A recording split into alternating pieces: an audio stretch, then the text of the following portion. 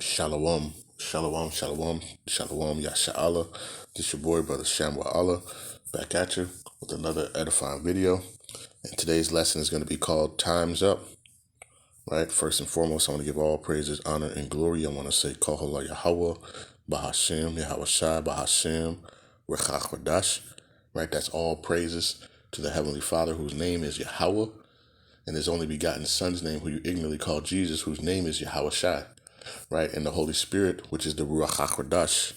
Right, double honors to the apostles and elders of Great Millstone who have ruled well through the Spirit and have fed and edified the sheep in these last days, and has pushed this gospel and this truth to the four corners of the earth in these last days. I was just thinking about, and I woke up this morning, the clock's moving forward, and you see, the news, daylight savings time, spring forward clocks. What came to mind is, as these clocks move forward, Esau's time draws nigh. Okay? As these clocks move forward, Esau's time draws nigh. And this is something he created. He came up with moving the clock back and forward, But ultimately, guess what? His time is coming to an end. Okay? And I just want to go over a couple of scriptures.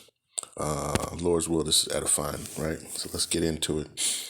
Let's start off with the first one, which is the book of Revelation, right? Chapter 12 and verse 12. And he knows, right? Esau knows his time is drawing nigh, right? And it says in Revelation 12, verse 12, it says, "Therefore rejoice, ye heavens, and ye that dwell in them. Woe to the inhabitants of the earth and of the sea, for the devil is come down unto you, having great wrath, because he knoweth that he hath but a short time." And he knows he has a short time. This devil knows that he has a short time, right? These top elite bankers, of Esau on down, and they know they have a short time, right? So guess what? We know that that they're gonna try to accomplish everything, and do as much destruction and evil as they can before they know their time is up. This is why Esau uses all these. he tracks all this stuff, right? Like I went on a video earlier.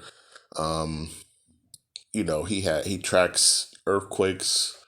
24/7. He tracks asteroids. He tracks just pretty much everything, right? He tracks eclipses and moons and stuff like that, right?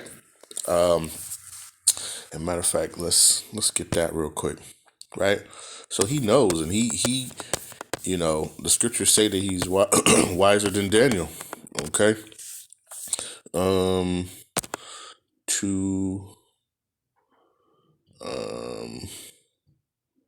Here we go.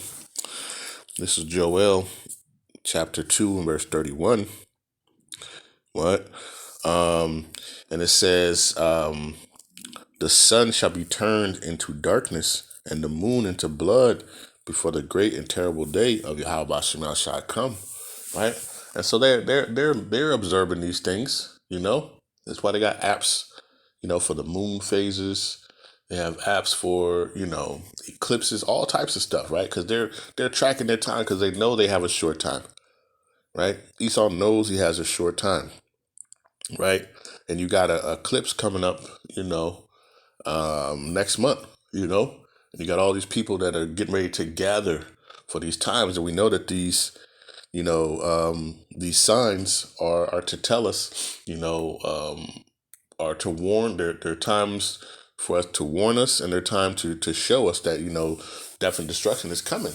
Okay, so when they see these things, and guess what? Esau knows these things, right? And that's why he calculates and times all these things, because he knows, right? He knows that he has but a short time, and with that, knowing that he has that short time, to rule,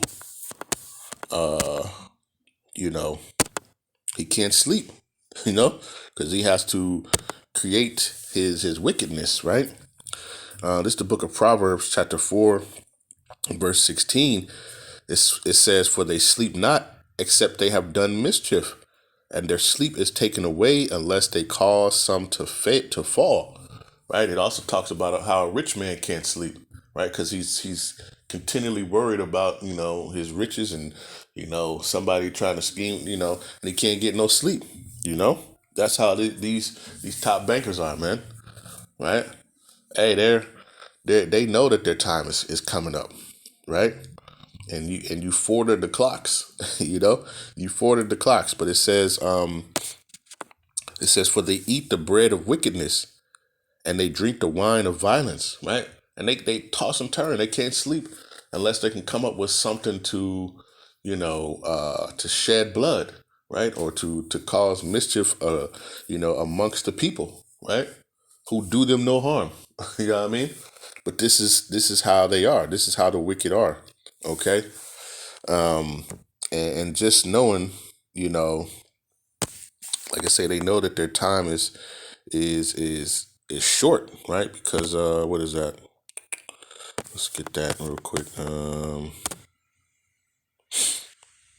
They know that their time is up, right?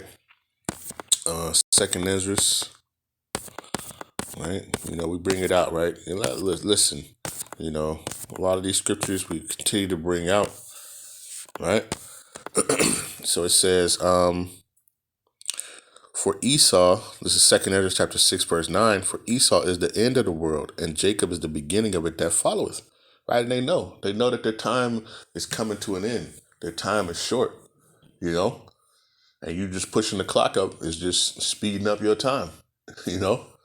Yahawashi will, these prophecies and these things that are to come to pass, are on their way, like the book of Habakkuk says, though it tarry, wait for it, because it shall surely come, and it shall not tarry, right? It's going to come.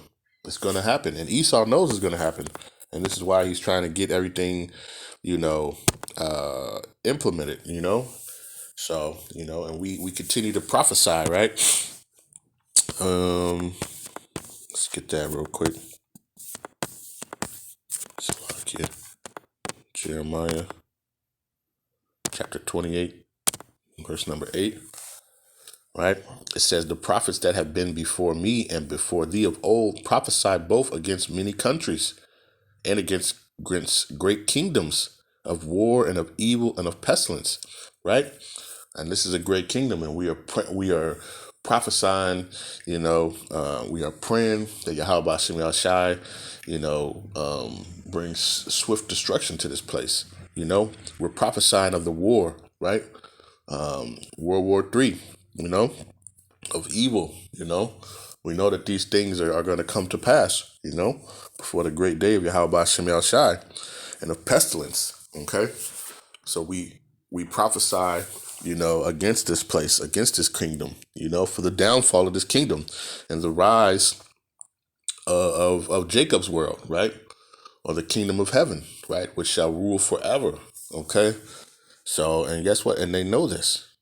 They know this, and they know that their time is very short, right? But like I say, they do stuff like they push the clocks up and do these different things.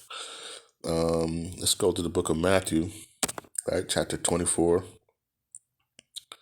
and verse number 21, right? It says, "For then shall be great tribulation," right? We know Jacob's trouble is, it's on its way. It's popping off.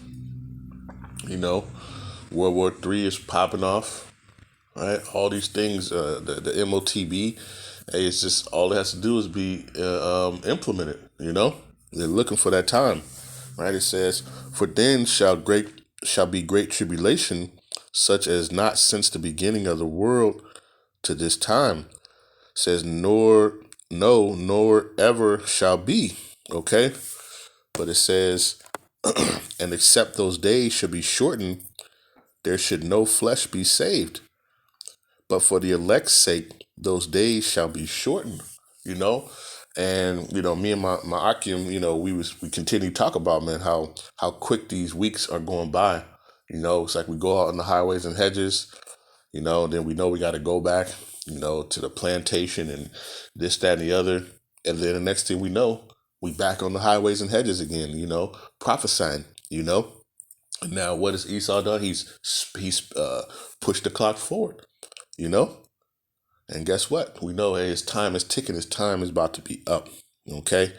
And for the elect's sake, these days have been shortened, Call Halal, Yahawah, Bahasham, Yahawashi. Lord's will, we're part of that elect, We're part of that elect, we're hopeful, okay? So just understand that, and the Yahawah Bahasham Yahawashi has shortened these days, for the elect's sake, okay? Because it says, with the great tribulation, there's going to be many tribulations, sorrows, and evil things coming upon this place, and the Lord has shortened, these days, for the elect, that they may obtain the salvation, what is that? Second Ezra. Matter of fact, where's the other one? Just looking at.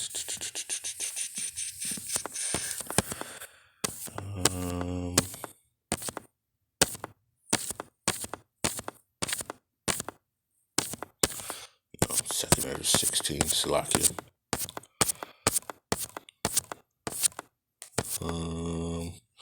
Second Ezra, Salakia 14. 14 and 16, right?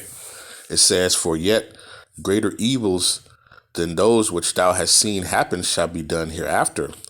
For look how much the world shall be weaker through age, so much the more shall evils increase upon them that dwell therein, right?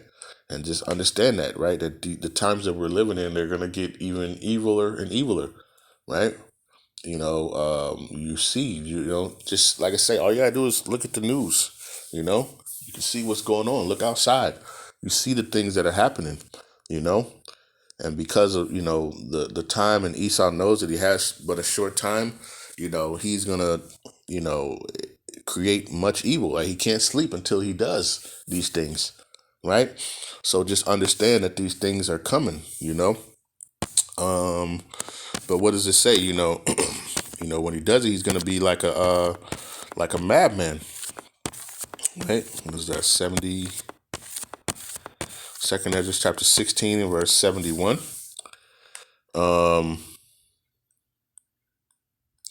Start at verse 70. It says, for there shall be in every place and in the next cities a great insurrection upon those that fear Yahawah Bahasham Yahawashi. There's going to be a great persecution, of those who follow Yahawah Bahasham Yahawashi. The scriptures talk about that some may be martyrs for this. Some may be beheaded. But it says they shall be like madmen. Who? Esau, right?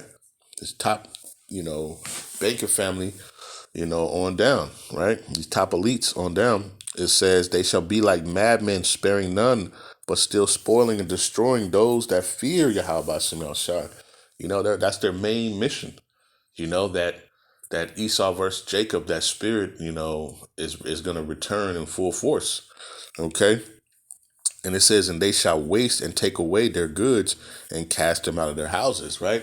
Those who, are going to refuse to take the MOTB, they're going to refuse to be part of, this new world order, and they're going to be, kicking in doors. They're going to be spoiling, doing all types of, atrocities, Let me go to, let me keep reading. Verse 73, it says, then shall they be known who are my chosen, and they shall be tried as gold in the fire, right? Because those who, and that's we know, we just hope and pray that Yahawah Bahasham Yahawashi give us the strength to endure and to stay diligent through this thing, But we know, even with that, we know that Esau's time draws nigh, So we continue to prophesy and pray for it, and pray that Yahawashi gives us the strength, that we may endure and come out as fine gold, okay, in these times, right? But we know that it's gonna get crazy out here, because he knows his time is up, right? And he's gonna go out with a bang, literally. It's the book of John, chapter 9 and verse 4. That's why it's important for us to continue to do this work. Okay. Like Yahawashi said, it says, John chapter 9, verse 4, I said, I must work the works of him that sent me while it is day.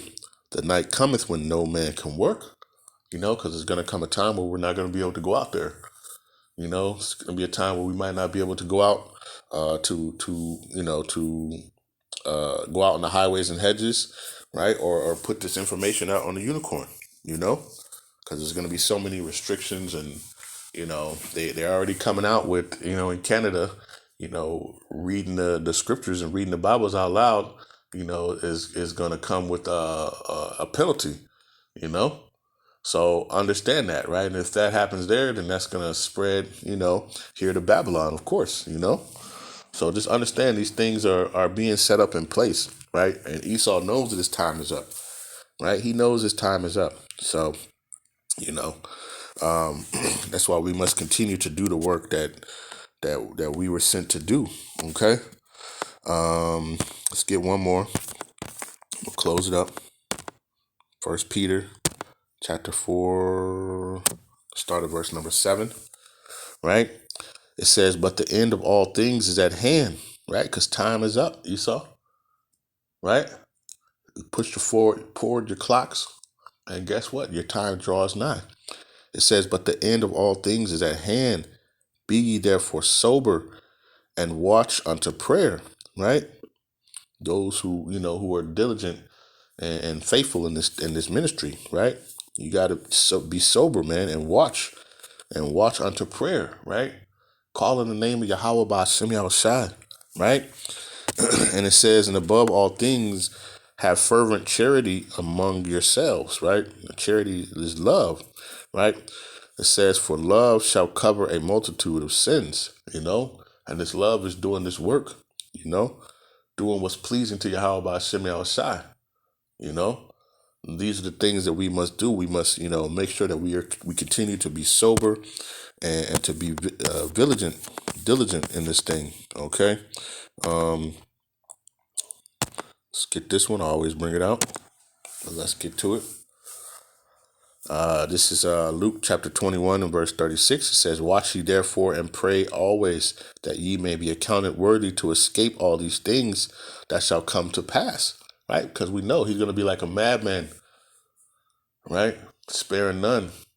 He knows that he has but a short time, right? So we must watch, therefore, and pray always, that we may be accounted worthy to escape all these things that shall come to pass, and to stand before the Son of Man, ultimately to see the coming of Yahawah Bahasham Yahawashi, right?